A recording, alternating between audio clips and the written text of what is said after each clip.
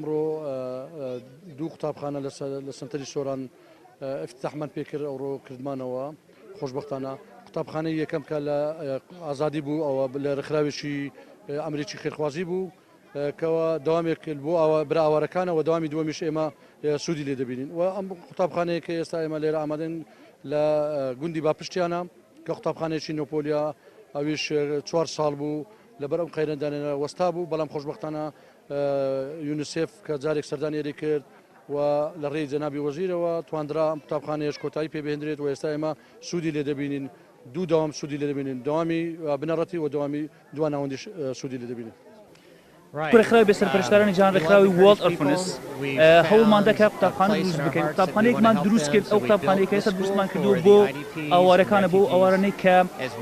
ڕوان کردی لە هەرێمی کوردستان ئێمە خەڵکی کوردستانمان خۆشەوێت ئێمە شوێنێکی تایبەتیمان هێنا و دڵمان بۆ خەڵکی کوردستان و هەمیشە هەوڵ ئەدەین کە بە باشترین شێوە یارمەتی خەڵکی کوردستان بدەین و ئێمە لە پلانماندا هەیە ئەگەر هاتووە ئەوانەش بڕۆنەوە ئێمە ئەو قوتابخانەیە بۆ خەڵکی کوردستان بەجێدەین بۆ ئەوان لە داهاتوو ئیستفادەی لێکردن